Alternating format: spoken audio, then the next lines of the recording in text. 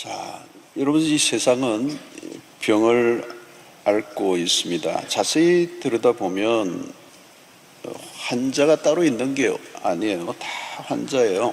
모두 질병에 걸려있는 병자와 같습니다.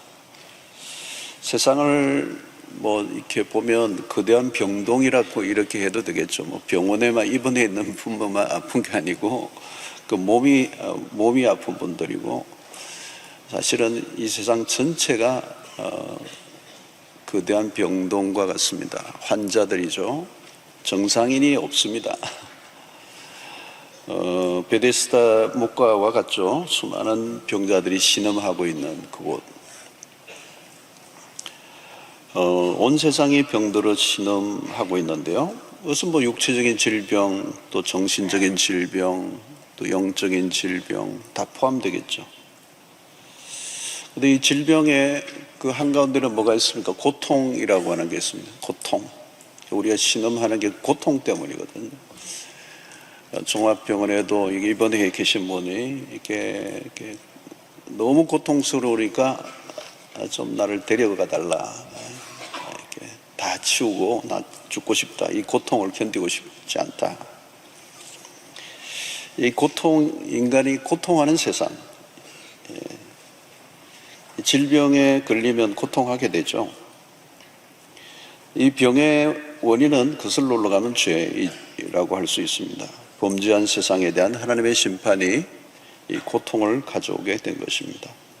그 가운데 질병이 들어있는 것이죠. 예를 들면 먹고 사는 이 땀 흘려 수고하고 먹고 사는 이것도 고통이잖아요. 근데 이 저주의 하나의 형태가 이 고통인 것입니다. 이 질병도 마찬가지예요. 내 잘못도 있을 수 있고 환경적인 요인이 있을 수 있고 거슬러 올라가면 죄의 결과라 찾아온 고통이라고 할 수 있습니다.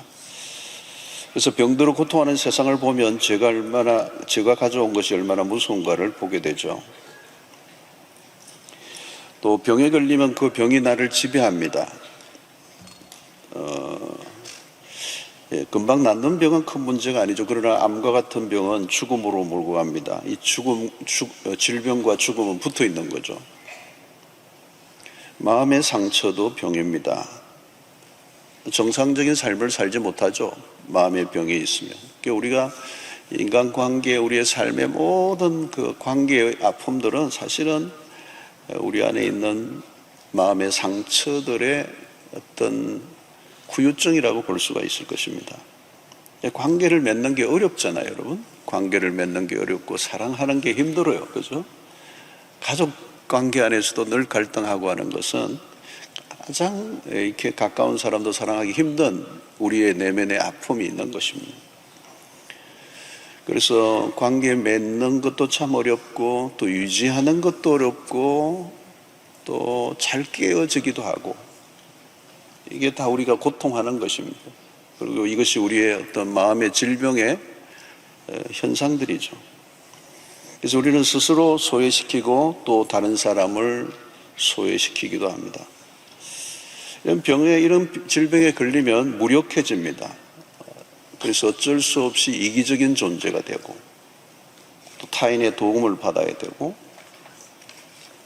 그리고 이 삶은, 이런 고통은 결국은 죽음의 경계선에서 왔다 갔다 하는, 살아있지만 사실은 그 삶이 부실한, 진짜 생명의 꽉 참의 그런 삶이 아니고 그 죽음의 힘이 작동되고 있는 부실한 생명, 늘 이렇게 죽음과 삶의 생사의 경계선에서 왔다 갔다 하는.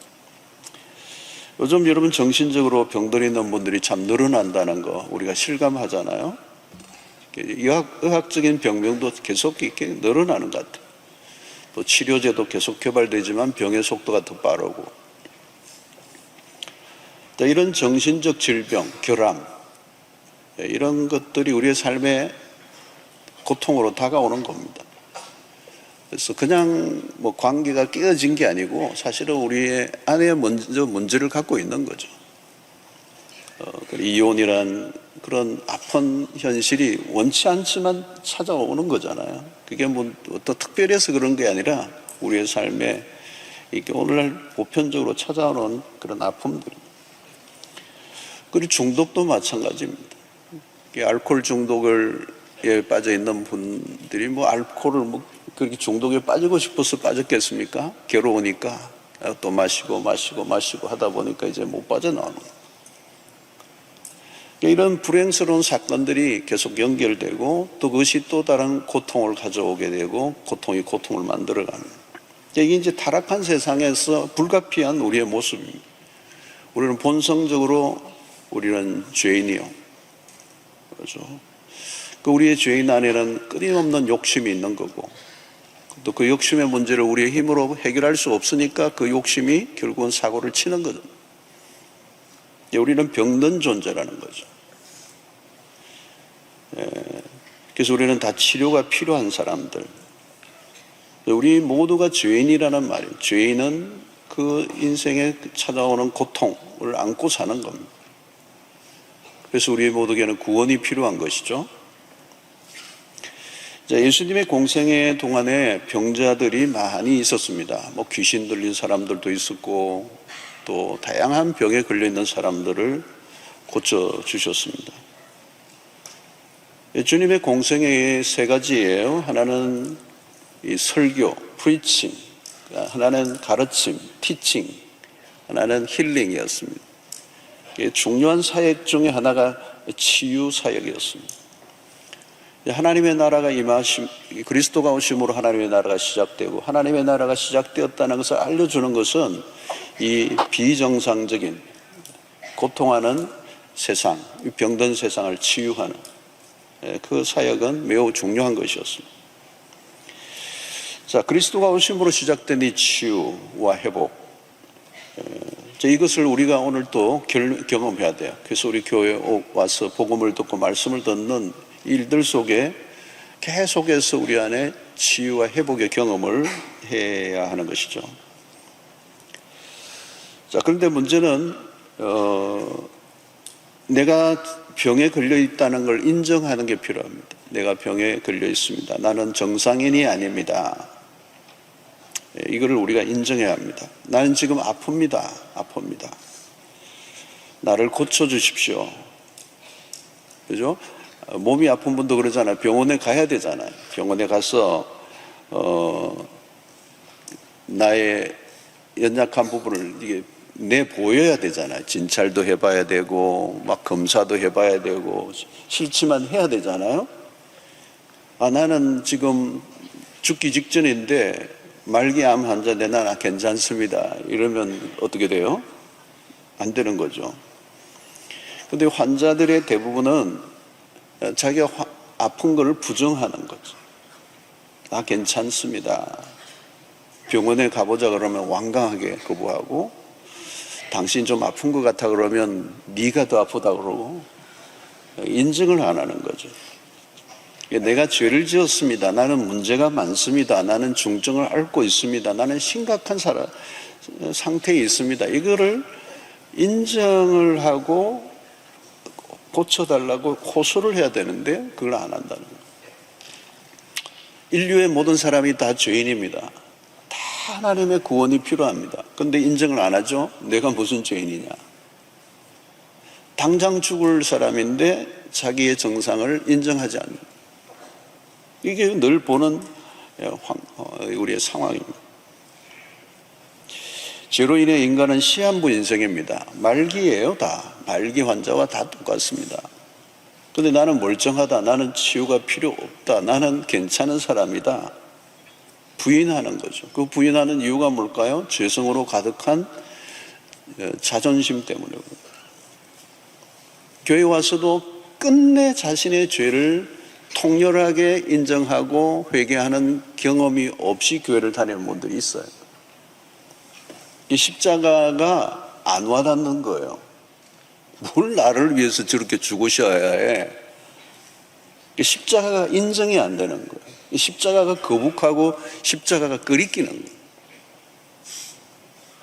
그게 죄인입니다. 심각한 죄인인데 그 죄인은 인인 줄을 모르는 거잖아요. 그 자신의 삶에 지금도 예를 들면 말기암 환자 같은 완전히 몸에 모든 게 다 퍼져 있단 말이에요. 예? 그러면 어떻게 돼요, 여러분? 뭐 이게 정상이 아니죠. 정상이 다 나와요. 그냥 막 열이 심하고 호흡이 거칠어지고 맥박이 빨라지고 혈압은 떨어지고, 그러면 뭐 그냥 이게 모든 게 정상 혈류가 안 흐르고 심장 박동이 제대로 안 되고, 그럼 뭐 이게 뭐 이게 정상이 딱 보면 환자잖아요, 말기. 그러니까 오늘날 우리의 모든 사람들이 다 그런 상태에 있는데 자기가 인정을 안 하는 거예요. 죄가 온몸에 전이가 되어서 모든 자신의 삶을 망가뜨리고 있는데 자기는 부정하는 거예요. 난 괜찮다는 거예요. 네가 문제라고 그러는 거예요. 자, 여러분, 주님이 의사로 세상에 오셨죠. 마가복음 2장 17절, 예수께서 들으시고 그들이 이르시되 건강한 자에게는 의사가 쓸데없고 병든 자에게라야 쓸데있느니라. 내가 의인을 부르러 온 것이 아니라 죄인을 부르러 왔노라 하시니라. 주님은 베데스다 목가에 38년 된 병자에게 물으십니다. 너가 낫고자 하느냐? 이렇게 물으셨잖아요. 그러니까 주님은 먼저 딱 보면 다 이게 오래된 병자인데 고쳐주시면 되는데 그렇지 않아요. 너가 낫고자 하느냐 물으세요. 그냥 치유하지 않고 물으십니다. 내가 치유를 원하느냐는 거죠. 그 말은 치유하게 하는 약을 받아들일 건가를 묻는 것입니다. 내 안에 변화가 일어나려고 하면 그 치유자의 제안을 받아들여야 되죠. 나음을 받으려면 약이 있어야 합니다. 그 약을 받아들이고 먹어야 치료가 일어납니다. 이 십자가의 복음을 듣고 반응하는 사람이 누구입니까? 내가 그 필요를 느끼는 사람. 난 환자야. 나는 죄인이에요. 난 죽을 죄인이에요. 자, 그리스도가 오심으로 이 치유와 회복이 시작이 되었습니다. 이사야 선지자의 예언이죠. 오늘 본문은 5절이 특별히 그가 찔림은 우리의 허물 때문이요 그가 상함은 우리의 죄악 때문이라. 그가 징계를 받음으로 우리는 평화를 누리고 그가 채찍에 맞음으로 우리는 나음을 입었도다. 이 예언이죠. 이사야의 예언, 종의 노래. 그 종은 예수 그리스도를 말하는, 그 그리스도는 고난받는 종. 그가 찔림은, 그가 상함은, 그가 채찍에 맞음. 자, 여러분 여기 보십시오. 이 구절에 그가 찔리셨다는 거죠. 그가 상하셨다. 그가 징계를 받았다. 그가 채찍에 맞았다. 이게 하나가 뭐를 공통점이 뭡니까? 예수 그리스도는 고통을 당하셨다는 거예요. 고통. 여러분 찔림을 받았다. 창에 찔린다는 거예요. 가시면류관에 찔리셨어요. 매를 맞으셨어요. 채찍에 맞으셨다는 거죠. 그러니까 십자가는 우리가 잘 아는 것처럼 고통입니다. suffering. 자, 그러면 그리스도가 고통을 당하신 이유는 무엇인가?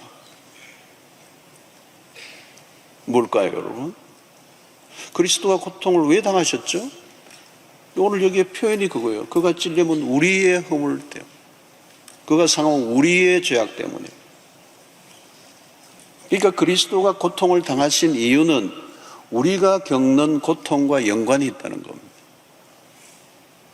우리가 고통을 겪고 있기 때문에 그 고통의 문제를 해결하시기 위해서 그리스도가 고통을 당하셨다는 거예요. 그러니까 오늘 이 세상의 모든 사람들은 깊은 고통에, 짙은 고통에 있는 거, 살고 있는 거예요. 예수 그리스도를 안 믿는 사람들의 삶의 안으로 들어가면 이 고통에서 피할 길이 없어요. 그 고통에 짓눌려 살아가는 거예요. 그냥 고통에 이겨 살고 있습니다. 뭐 볼 것도 없습니다. 복음 안에 들어와서 우리도 끊임없이 치유를 받지 않으면 고통 속에 사는 겁니다. 그 고통은 총체적인 것입니다. 자, 여러분 여기에서 우리가 생각할 것은 하나님이 우리의 고통에 관심을 갖고 계신다는 것, 그리고 우리의 고통에 다가오신다는 것, 그리고 우리가 당하는 고통을 해결하고자 하신다.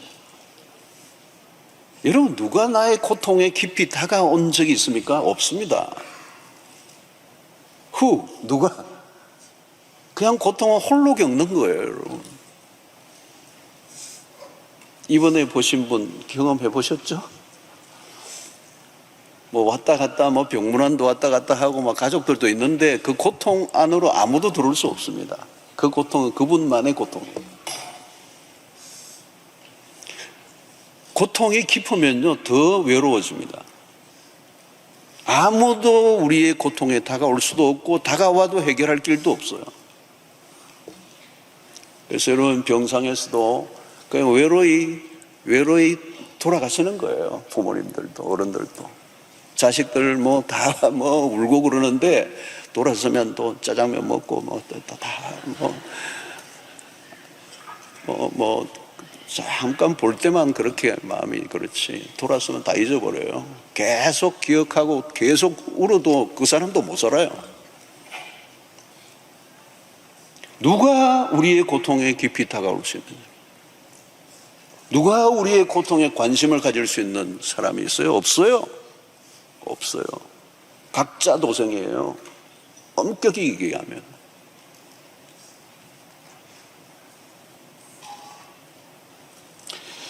자, 그리스도가 당하신 고난을 묵상해 보십시오. 그리스도가 당하신 고통은 셀 수 없이 많아요. 그래서 여러분 이 십자가의 묵상을 해보면 이게 어마어마한 프리즘의 색빛깔이 나온다고 그래서 빛이 그분이 당하신 학대, 그분이 당하셨던 멸시, 그분이 당하셨던 조롱, 그분이 당하셨던 그 육체적 아픔, 여러분 우리의 인간이 겪을 수 있는 모든 고통, 그 모든 고통의 극한 지점까지 그리스도는 가보셨어요. 이런 분은 없어요. 네가 내 고통을 알냐? 그러잖아요, 여러분. 그러니까 그리스도가 당하신 고통을 보면 그 안에 우리가 겪고 있는 고통이 보여요. 그래서 우리는 그리스도의 십자가는 치유의 능력이 있습니다. 그가 채찍에 맞음으로 우리는 나음을 받았도다. 여기 우리는 나음을 입었다 할 때 이 여기 우리는 누구예요, 여러분? 아직 그리스도의 고난을 알지 못하는, 그리스도가 누구인지 모르는, 죄밖에 질 줄 모르는 인간. 그래서 여러분 로마서 5장 8절에 이렇게 얘기하잖아요. 우리가 아직 죄인 되었을 때 그리스도께서 우리를 위하여 죽으심으로 하나님께서 우리에 대한 자기의 사랑을 확정해 주셨다.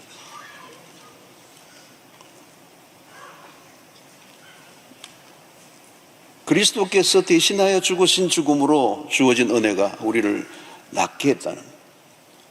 그래서 우리의 고통과 질고를 대신 지시고 고난을 받으셨다. 그래서 그가 채찍에 맞음으로 하나님의 공의를 만족시키고 그분의 죽으심으로 우리를 살리셨다. 그래서 예수의 치유의 방식은 독특합니다. 그냥 낫게 하신다는 게 아니고 그가 채찍에 맞음으로 우리가 나음을 입는다는 거예요. 그러니까 주님이 십자가에 지실 때 채찍에 맞으셨어요. 그러니까 주님은 그냥 우리를 낫게 하신 게 아니고 당신이 고통의 한가운데 들어가셔서 우리를 치유하셨다. 자, 여러분, 하나님이 고통을 당하신다는 것은 낯선 개념입니다. 신이, 그죠? 절대적 신이 고통을 당한다. 이건 낯선 개념이에요. 없는 개념이에요. 그러니까 고통당하시는 예수는 이 복음의 한가운데 있는 거죠. 성육신 하신 그리스도, 몸을 입고 오신 예수, 몸. 이 육체를 입고 오신 예수는 인간이 겪는 고통을 고스란히 겪으셨다는, 이게 기독교의 핵심입니다. 십자가에 매달려 계신 예수, 하나님은 고통 바깥에서 우리를 고통에서 건져주신 분이 아니에요. 고통 안으로 들어오시는 거예요. 그래서 우리는 완벽한 신, 상처와 고통을 모르는 냉엄한 신을 믿는 게 아니고 상처투성이로 성한 곳이 하나도 없는 십자가에 매달려 있는 축 처져서 이제 죽은 예수, 그 상처에 부딪혀 죽은 예수, 그 예수를 믿는 거예요, 우리는.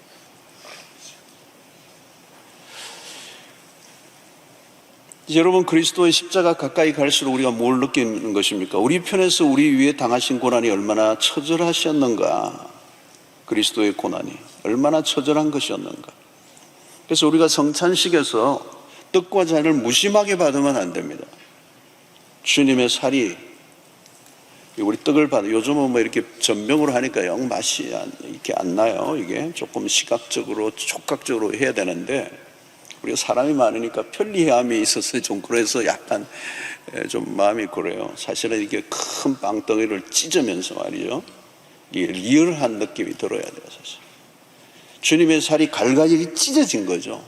이 빵 조각 뜯으면서 그걸 느끼는 거예요. 살점이 채찍에 맞아서 뚝뚝 떨어져 나가는 이 경험, 이 느낌. 물과 피를 쏟아내는 거. 여러분, 누군가 피를 흘리는 거 있는데 그 현장에 있어 본 적이 있습니까? 피가 막 펑펑 터져 나오는 거. 그거 충격적입니다. 주님은 그냥 우리에게 내가 너를 사랑한다고 하신 게 아닙니다. 생명을 쏟아부으셨다. 그래서 2000년 전 갈보리 언덕에서는 피비린내에 섞인 바람이 부는 거예요. 그리고 그곳에는 비탄과 슬픔이 가득한 곳이고. 그래서 저로 인해 우리가 당해야 될 고통은 당신이 대신 당하셔서, 그가 찔림은 우리의 허물 때문이고 그가 상함은 우리의 죄악 때문이고. 그래서 우리는 예수를 상처 입은 치유자라고 얘기합니다. Wounded healer. The wounded healer. 그러니까 인간을 치유하시려는 치유자 자신이 상처투성이에요. 주님, 당신이 친히 상처로 가득해서 자신이 온몸이 찢겨지심으로 치유의 길을 여셨다는 거예요. 고통을 아시는 분이 고통을 해결해 주시는 거예요. 외로움을 아시는 분이 우리의 외로움을 해결해 주시는 거예요. 그래서 갈보리 언덕에 매달려 계시는 예수는 상처투성이, 성한 곳이 하나도 없어요. 십자가를 통해 인간이 겪을 수 있는 고통의 극치를 맛보셨습니다. 목마름을 겪으셨어요. 여러분, 목마르다라고 하는 표현을 가상 치르는 중에 하셨는데, 이 목마름은 그냥 목마름이 아닙니다. 죽기 직전에 피를 많이 흘리고 난 다음에 찾아오는 목마름. 우리 몸에 한 5리터 정도의 피가 있다고 그러잖아요. 5리터 중에서 1리터만 빠져도 쇼크 상태가 옵니다. 목마르다. 여러분, 예수님은 사마리아 여인과의 만남에서 내가 주는 물을 마시는 자는 다시는 목마르지 않을 것이고 영원한 생수가 되시는 그리스도, 그분이 목마르다고 절규를 하고 계십니다. 여러분, 이것은 죄로 인해서 광야 같은 세상을 살아가는 인간들이 늘 경험하는 목마름을 상징하는 것입니다. 물이 없고 황폐한 땅에서 살아가는 인간, 그 주님이 그 목마름으로 우리와 하나가 되시고, 그리고 마침내 목마른 우리의 영혼에 영원한 생수가 되시는, 그래서 상처로 가득한 주님은 우리의 모든 상처의 치유자가 되신다는 거예요. 그래서 십자가를 통해서 잊지 말아야 할 것은 육신을 입고 오신 예수입니다. 육신을 입고 오신 예수, 인간이 겪을 수 있는 고통을 온전히 경험해내십니다. 그래서 여러분, 주님은 우리에게, 고통당하는 우리에게 찾아오셔서 고통을 좀 참아내라, 힘들지만 너가 행복하기를 원해, 이렇게 말씀하시는 분이 아닙니다. 성육하신 예수는 우리의 고통을 이해하시고 고통 안으로 들어오시고 고통 가운데 있는 우리와 함께 하시는 분입니다. 그래서 그가 채찍에 맞음으로 우리가 나음을 입었도다, 이 놀라운 선포입니다. 그리스도가 오심으로 인해 성취될 것을 이사야가 미리 바라보고 말씀하는 거예요. 그래서 그리스도가 죽으심으로 인하여 인류에게 들어져 있는 모든 고통과 절망과 저로 인한 형벌을 제거해 주신다. 그래서 예수님은 공생애 가운데 많은 병자를 고쳐주시고 질병으로 고통하는 한 여인을 고치시면서 이렇게 얘기하죠. 누가복음 7장 50절. 예수께서 여자에게 이르시되 내 믿음이 너를 구원하였으니 평안히 가라. 여기 구원하다는 이 말은 치유하다, 온전하게 하다는 뜻이 들어있어요. 이 그리스도는 치유하시는데 그 치유야말로 온전하게 하신다는 거예요. 본래 인간은 온전한 존재로 만들어졌어요. 그런데 죄로 인하여 온전함이 깨어졌습니다. 그래서 주님이 다시 이 세상에 오신 이유는 우리의 그 깨어지고 병든 불완전해진 우리의 존재를 온전하게 하기 위해서라는 겁니다. 그래서 우리는 이 십자가의 빛이 우리의 삶에 찾아올 때 치유가 일어나요. 그런데 이 치유를 일으키는 그 십자가의 빛 안에는 무엇이 있어요? 사랑의 빛이 있는 것입니다. 그래서 십자가는 초강도 사랑의 레이저라고 할 수가 있어요. 병든 우리의 영혼에 비추어지는 거죠. 여러분, 십자가는 사랑의 농축입니다. 십자가 앞에서 오랜 시간을 한번 보내보십시오. 이보다 더 큰 사랑은 없습니다. 십자가와 정면으로 마주치면 하나님의 그 물밀듯 밀려오는 사랑, 함량초과예요. 여러분, 세상에서 경험한 것은 다 함량이 부족한 것들이었어요. 그래서 항상 목이 마른 거예요. 늘 목이 마르나. 부모의 사랑도 함량 부족. 그래서 우리의 삶의 최고의 병은 충분히 사랑받지 못한 게 병이 되는 거예요. 세상에서 방황하는 이유도 여기에 있습니다. 늘 기웃기웃거리는 거죠. 늘 방황하는 겁니다. 뭘 찾는 거죠? 돈을 찾고 있는 게 아니에요. 사랑을 찾고 있는 거예요. 사랑은 널려 있는데 진짜 사랑이 없는 거예요. 다 오염되어 있는 사랑이에요. 그 성분을 조사해 보면 다 함량 부족이에요. 독성도 들어있고. 여러분, 낮은 자존감에 시달리는 사람들이 오늘날 얼마나 많습니까? 낮은 자존감에 시달리는 사람 틀림없습니다. 충분한 사랑을 받지 못하고 자랐기 때문에. 그러니까 다 자존감에 문제가 있어요. 왜? 우리의 자존감을 완전히 채워줄 수 있는 사랑은, 그런 사랑을 받은 사람은 없어요. 우리 자녀들도 그렇잖아요, 여러분. 요즘 부모들이 다 바빠요. 유능한 부모일수록 더 바빠. 그러니까 아이들을 챙겨줄 시간이 줄어들 수밖에 없는 겁니다. 번 돈으로 아이에게 좋은 거는 다 사주지만 진짜 아이에게 필요한 것은 같이 하는 시간이에요. 여러분, 아이들도요, 어느 시기가 되면요, 지들도 바빠요. 그게 필요한 순간에 필요한 사랑이 주어지지 않으면 그게 병이 되는 거예요. 나중에는 시기를 놓치면 아무 소용없어. 아무리 채워주려고도 안 돼요. 채워져야 될 때 채워져야 돼요. 여러분, 하나님의 사랑을 경험하는 것이 얼마나 중요한지 모릅니다. 사랑을 받을 때 무엇을 경험합니까? 진짜 사랑을 받으면 경험하는 게 내가 얼마나 소중한 존재라는 걸 느끼는 거예요. 그 당신은 사랑받기 위해 태어난 사람, 이 복음송에 참 많이 불려졌잖아요. 요즘 이거는 이제 올드 버전이 돼가지고 요즘은 너는 꽃이야가 이제 뉴 버전이 됐어요. 요즘 아이들 많이 불러. 너는 꽃이야, 꽃이야. 요 꽃이 요 꽃다발이 여기 꽉 있습니다. 다 꽃이에요.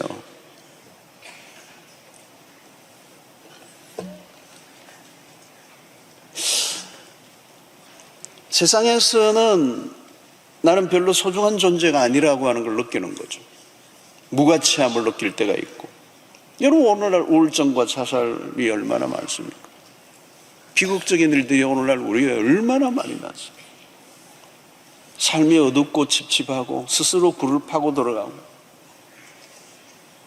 하나님으로부터 소외된 인간은 스스로 소외되어 가고, 자존감이 낮아요. 자신감도 없어요. 스스로 상처를 받아요. 여러분, 상처받는 사람은요, 그냥 가만히 그냥 아무도 건드리지 않는데 혼자 상처를 받아요. 왜 나를 봤네? 왜 째려보네? 안 봤거든요. 뭘 무시해요? 무시. 누가 자기를 무시해요? 안 무시하는데 자기를 무시하는데. 여러분, 십자가가 뭡니까? 십자가 앞에 딱 하면요, 하나님이 너가 얼마나 소중한 존재인가를 아는 거예요. 십자가 한번 만나면요, 끝나버립니다. 하나님이 나에 대한 사랑을 어떻게 표현하셨는지를 십자가를 통해서 보는 거잖아요. 그러면 그 하나님 안에서 그 십자가를 통하여 나라고 하는 가치에 눈을 뜨는 거예요. 이 하나님의 아들 십자가의 대가를 지불하실 만큼 소중한 가치. 그러니까 그 십자가 사건을 1대1로 만나야 되는 거예요. 그러니까 십자가를 만난다는 건 엄청난 겁니다. 여러분, 마음이 병든 사람들의 특징은 자신에 대해서, 세상에 대해서 매우 부정적입니다. 여러분, 그건 틀림없어요. 늘 비관적이고 비판적이고 늘 어둡고 침울하고 밝지가 않아. 여러분, 십자가는 우리의 삶을 바라보는 시선을 긍정적으로 바꿔놓습니다. 십자가는 그럼에도 불구하고의 사랑이잖아요. 나의 약점과 결함에도 불구하고 끌어안아 주시는, 그 십자가 안에서 우리의 모든 약함이 처리되었습니다. 내가 아무리 아웃사이드로 살고 루즈로 살고 변방에 살았다 할지라도 상관없어요. 갈보리 언덕에서 나를 위하여 죽으신 그 주님의 사랑은 완전한 것입니다. 그 사랑을 경험하면 달라져요. 그러면 그 십자가를 통하여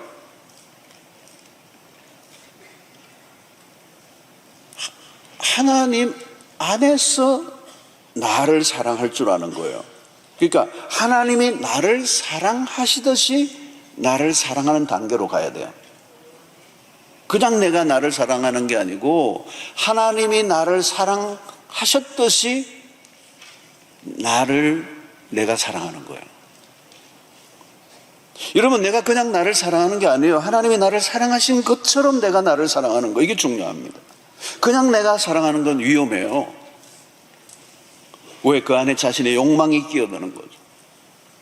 여러분, 자신의 욕구에 휘둘리는 사랑은 병적 자기애로 간다는 거죠. 그런 잘못된 갈망은 하나님부터 멀어지는 거예요. 그래서 자기 사랑에 자기가 병드는 겁니다. 요즘 많이 목격하는 거예요. 이 사랑이, 그죠? 병적 애착과 집착으로 가는 거예요. 결국 파국적인 결과를 맞는 거예요. 사랑을 하는데 상처가 더 많아. 그 사랑에 그래서 부정적인 경험 때문에 아예 사랑이라고 하는 말 자체에 마음이 닫혀버린 사람들. 여러분, 하나님의 사랑은 그런 사랑이 아닙니다. 하나님 우리를 아무리 사랑하셔도 우리를 파괴하지 않습니다. 우리를 통제하거나 억압하지 않습니다. 하나님 우리에게 무엇을 요구하시는 분이 아닙니다. 하나님이 우리를 사랑하시는데 뭔가 저의를 가지고 우리를 사랑하신 분이 아닙니다. 그냥 쏟아 부어진 사랑입니다. 찬송가 중에 부담스럽게 하는 찬송가가 하나 있습니다. 찬송가 311장인데 부르지는 말고요. 내 너를 위하여 몸버려 피 흘려 내 죄를 속하여 주었다. 널 위해 몸을 주건만 너 무엇 주느냐. 널 위해 몸을 주건만 너 무엇 주느냐. 이거 반복하는 거예요. 후렴이에요. 부담이 딱 오는 찬송이에요. 그러니까 주님이 막 피를 철철 흘리시면 너 나에게 뭐 줄래? 이러는 것 같아요. 나 이렇게 피 흘렸다. 너는 어떡할래? 뭐 이러는 거예요. 이건 작사자가 자기 마음의 고백을 한 거겠죠. 주님이 이렇게 말씀하지는 않아서 기억하세요. 주님이 하신 말씀 아닙니다. 어느 찬송가의 가사 작사자가 자기가 은혜로 고백한 거겠죠. 그런데 주님이 나 너 위해 죽었는데 너 나에 뭐 줄래? 머리 줄래? 목 줄래? 뭐. 집 줄래? 뭐 이러는 주님이 아니세요. 그러니까 하나님은 우리를 채무자로 만들어서 내가 너를 위해 십자가에 죽었다. 너도 이제 죽어라. 따라와라. 무조건. 여러분, 우리를 채무자로 만들어서 우리를 마지못해 따라오도록 만드시는 분이 아니에요. 그럼 복음을 심각하게 오해한 것이에요. 만약 우리가 하나님께 빚진 자라면 평생 갚을 수 있겠습니까? 못 갚습니다. 어떻게 무슨 제조로 갚아요? 여러분, 우리가 그 봉사나 헌신이 그 빚을 갚는 행위라고 생각한다면 얼마나 힘들겠어요, 여러분? 못하죠. 여러분, 하나님을 위해서 무엇인가 하려고 애를 쓰지 마세요. 우리가 할 일은요, 하나님의 사랑에 빠져드는 거예요. 하나님이 우리를 위해 행하신 가장 위대한 일이 십자가예요.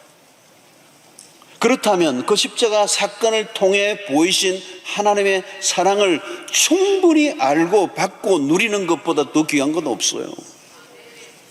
그거 제껴놓고 우리가 할 수 있는 게 뭐예요, 여러분? 그거보다 더 귀한 게 없는데 그걸 인조해야지. 이러면 십자가를 희미하게 경험한 사람은요, 무엇을 하려고 해도 동기부여가 안 됩니다. 그런 분에게 자꾸 뭘 시키고 교회가 하니까 딱 도망가 버리지. 교회를 옮겨버리지. 늘 신앙이 빙빙 도는 겁니다. 아직 내 문제가 해결이 안 됐어요. 열심히 한다고 해도 그 열심의 뿌리가 하나님의 사랑에 근거하지 않고 있기 때문에 오래 갈 수가 없어요. 주님의 십자가의 사랑에 담금질하면요, 생명을 1000개도 내가 바치겠다고 한다니까요. 하나님이 언제 가장 기뻐하실까요? 하나님이 우리에게 주신 것으로 인하여 우리가 기뻐하고 만족할 때. 십자가라고는 엄청난 선물을 주셨는데 그거는 외면해버리고 딴 거에 자가 열심을 해. 그 주님, 하나님이 보기에는 어떻게 황당한 거죠. 주님은 우리에게 뭘 요구하지 않습니다. 십자가상에서 하신 말씀들을 가상칠언도 보세요. 주님은 아낌없이 조건 없이 당신 자신의 모든 걸 내어주셨어요. 십자가를 가지고 우리와 거래하실 생각 없습니다. 만약 그렇다면 그것을 어떻게 사랑해라고 얘기할 수 있겠어요? 십자가는 값없이 거저 주신 바 하나님의 은혜입니다. 신앙생활을 우리가 너무 성급해요. 아무리 급해도 우선순위가 있습니다. 시동이 안 걸렸는데 어떻게 밟아봐야 가나요? 차가 안 가지. 사랑에 잡히면 하지 말라고 해도 하는 거잖아요. 저는 목회해보니까 그렇더라고요. 말아 말라 할 필요가 없더라고요. 그냥 말씀을 전하고 십자가를 전하고 복음을 전하니까 그냥 복음을 깨달은 대로 움직이니까 교회가 돌아가는 거지, 그것 외에 다른 것으로 교회를 움직이려고 하고 목회를 하려고 하면 그건 망하는 거예요. 힘줄 것도 없고 소리칠 것도 없고 강요할 것도 없고 혼낼 필요도 없고 책망할 필요도 없고 그냥 말씀이 말씀으로 전달되고 복음이 복음으로 전달되고 하나님의 그 십자가의 은혜를 깨달으면 그냥 미치는 거예요. 미치는 거. 그리고 그렇게 미쳐서 헌신하는 건, 보는 건 아름다운 거예요. 여러분, 하나님의 사랑을 갈수록 더 크게 느끼고 있느냐, 이게 중요한 겁니다. 주님은 사랑을 가르치신 분이 아닙니다. 온몸으로 보여주신 분입니다. 십자가를 통하여 사랑을 뿜뿜 뿜어내시는 분입니다. 그 사랑의 강도를 한번 느껴본 적이 있습니까? 입만 볼때 비교도 안 돼요. 그냥 온몸이 그냥 반응하는 거죠. 성육신 나신 그리스도, 그 십자가에 하나님의 사랑이 오롯이 담겨 있습니다. 그리스도를 알아갈수록 그 사랑이 더 깊어지고 그 사랑이 십자가에서 완성된다는 걸 깨닫기 때문에 십자가는 우리에게 그렇게 귀중한 것입니다. 그래서 우리가 할 일은 뭘까요? 그 사랑에 대해서 마음의 문을 활짝 여는 거예요. 마음을 여는 만큼 사랑을 받아들이고 사랑에 눈에 뜬 만큼 우리는 주님을 위해서 사는 거죠. 우리에게 문제는 무엇입니까? 하나님의 사랑을 충분히 받아 누리지 못한 거죠. 어디선가 멈추어 버린 거예요. 그 사랑이 깊이 들어가는 경험이 없이, 아니면 어느 아주 초기에 그냥 스탑이 돼버린 거죠. 여러분, 사랑의 경험이 멈추는 것은 위험한 거예요. 십자가의 사랑에서 빗겨난 사람이 예수의 길을 따라갈 수가 없어요. 우리를 이끄는 힘은 사랑의 힘입니다. 십자가의 사랑에 사로잡히면 그 사랑이 나를 이끌어갑니다. 여러분, 부부가 더 깊은 사랑으로 빠져들기 전에 아이가 생기고, 아이를 키우다 보니까 서로에 대한 사랑으로 물어갈 기회도 잃어버리고, 그러면 서로에 대한 책임과 의무사항만 늘어나고, 여러분, 사랑이 빠진 의무감은 오래 못 가요. 어느 날 폭발해버려요. 그러니까 그릇된 사랑으로라도 만족을 얻으려고 외도를 하는 거고. 여러분, 이스라엘 백성들이 빠졌던 음행의 죄는 무엇입니까? 간음을 말하기도 하지만 우상 숭배로 인한 하나님과의 관계가 무너졌을 때 음행했다, 이렇게 얘기도 해요. 그러니까 하나님과의 사랑의 관계가 끊어져 버린 거예요. 여러분, 중요한 것은 참된 사랑입니다. 결국은 사랑에 빠지면 아무것도 아니에요. 십자가야말로, 그죠? 진짜 사랑을 우리에게 보여주신 거거든. 이 사랑을 맛보면 치유가 일어나고, 이 사랑을 맛보면 내 모든 인생의 상처가 싸매어지고, 이 십자가는 사랑의 묘약입니다. 세상은 거짓된 사랑으로 가득하고, 오염된 사랑으로 가득하고, 함량이 부족한 사랑으로 가득하고. 여러분, 사랑과 욕망은 다른 겁니다. 좀 더 심하게 말하면 세상의 사랑은 다 욕망이에요. 사랑이 아니에요. 자기중심적이에요. 파괴적이에요. 결국은 폭력적이에요. 그래서 사랑한다고 하는데 목이 마르잖아요. 사랑한다고 하고 결혼했는데 목이 말라. 금방 목이 말라고. 그래서 미치는 거예요. 미치는 거예요. 이 세상에 미치는 거예요. 엉뚱한 곳에 사랑을 찾는 거예요. 사랑은 넘쳐난데 사랑하는 이라는 이름으로 상처를 주고받는 세상이잖아요. 여러분, 진짜 사랑은 하나밖에 없어요. 갈보리 언덕.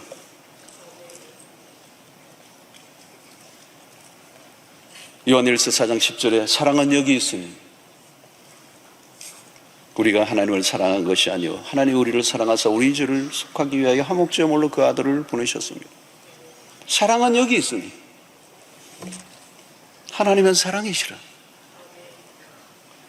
여러분, 하나님의 사랑은 묘합니다. 사랑을 받으면요, 이 사랑을 받으면 무슨 일이 일어나냐면 관대해져요. 관대해져요. 사람이 부드러워져요. 부드러워요.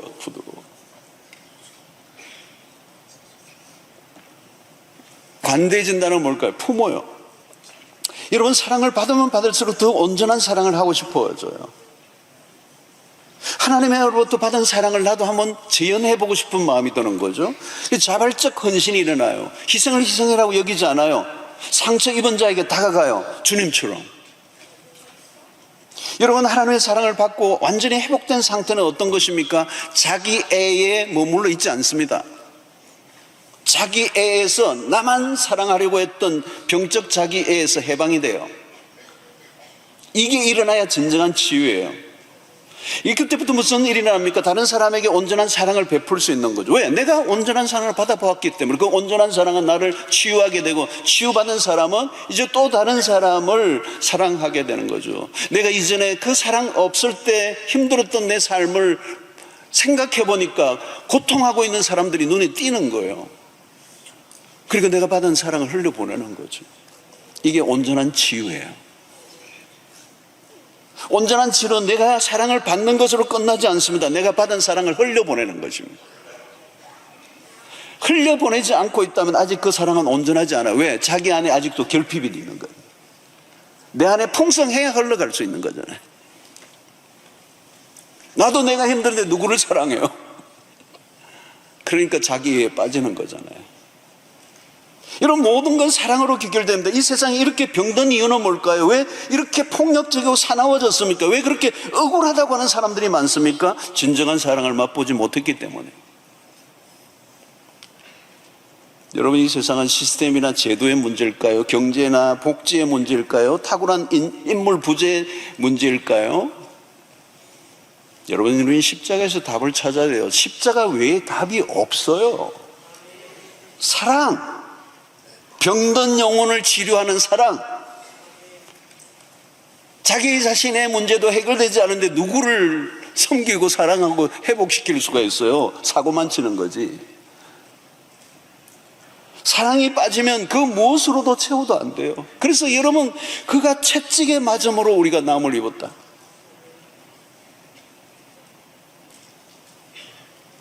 여러분, 이런 사랑이 어디 있습니까? 그가 채찍에 맞음으로 우리가 나음을 입었다. 여러분, 누군가 채찍에 맞으셨기 때문에, 우리 하나님의 아들 예수 그리스도가 채찍에 맞으셨기 때문에 우리가 나음을 입은 거예요. 자, 우리는 서로 너가 죽일 인간이라고 삿대질을 해요. 억울하다고 그래요. 여러분, 누가 억울한 사람입니까? 억울하다면 예수님이지 않을까요? 그런데 예수님은 세상 죄를 지고 가는 어린 양은 말이 없었어요. 침묵하는 그리스도, 할 말이 없어서 침묵하시는 겁니까? 아니에요. 모든 짐을 대신 지기로 작정하셨기 때문에 사랑을 위해 침묵하신 거예요. 묵묵히 사랑을 실천한 겁니다. 사랑하는 사람은 말이 적어요. 진짜 사랑을 경험한 사람은 억울함도 없습니다. 내가 손해보았다는 느낌도 없습니다. 그게 사랑입니다. 억울해야 소리를 쳐야 될 그 주님은 도살장으로 잠잠히 끌려가십니다. 그래서 53장 7절에 그가 곤욕을 당하여 괴로울 때도 그의 입을 열지 아니하였으며 마치 도수장으로 끌려가는 어린 양과 틀 깎는 자 앞에 잠잠한 양같이 그의 입을 열지 아니하였도다. 여러분, 하나님의 사랑을 깨닫게 되면 그 다음부터는 내가 다른 사람의 짐까지 지려고 합니다. 상대를 향해 채찍을 드는 것이 아니라 상대가 맞을 채찍을 내가 대신 맞아줍니다. 내가 나음을 입은 게 끝이 아닙니다. 내가 얼마나 많은 사랑을 받았는가가 아니에요. 받은 사랑을 드러낸 겁니다. 내가 받은 사랑을 나보다 약한 사람을 향해 흘려보내는 것. 그것이 진짜 하나님으로부터 받은 사랑을 받은 사람의 모습입니다. 하나님의 사랑에 눈을 뜬 사람들은 십자가의 사랑이 무엇인 걸 압니다. 그래서 누가 우리를 가져가든 십리를 가고 소독을 달라고 하면서 그것까지 주고 오른밤을 때리면 왼밤을 돌려대려는 거. 이건 누가 이런 말씀을 이해할 수가 있겠습니까? 누가 이걸 실천할 수가 있겠습니까? 그런데 십자가로 가면 그게 가능해져요. 여러분, 사랑을 받았음에도 계속 자기만을 사랑해달라고 조른다면 아직 치유가 덜 된 상태예요. 유아적 사랑. 우리에게 베푸신 십자가의 사랑은 풍성합니다. 그 사랑을 받으면 마음이 넓어져요. 시야가 넓어져요. 이기적인 사랑에 멈춰 서 있지 않습니다. 다른 사람에게로 고개를 돌립니다. 다른 사람들을 사랑할 뿐만 아니라 더 많이 사랑하려고 애씁니다.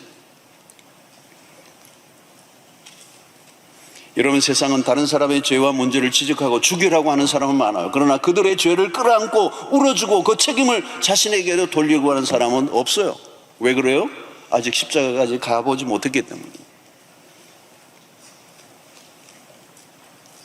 십자가 부활의 능력은 회복과 치유를 일으킵니다. 우리의 상처 입은 본성이 치유를 받습니다. 그러나 완전한 상태가 되는 건 아니에요. 지상에 사는 동안에 여전히 우리는 죄의 정상들이 있기 때문에. 그래서 때로는 오락가락, 때로는 하나님의 사랑이 희미해질 때가 있습니다. 그래서 정신없이 살다 보면 십자가 저 멀리 있는 거죠. 그 십자가 멀어질수록 우리는 허접한 사랑에 동양하고 있는 자신을 발견하게 됩니다. 그때마다 우리는 다시 십자가 앞으로 가서 그 사랑에 이끌려 회복을 끊임없이 경험하는, 우리의 치유가 끊임없이 십자가로 치유되는 경험을 계속 해야 되는 것입니다.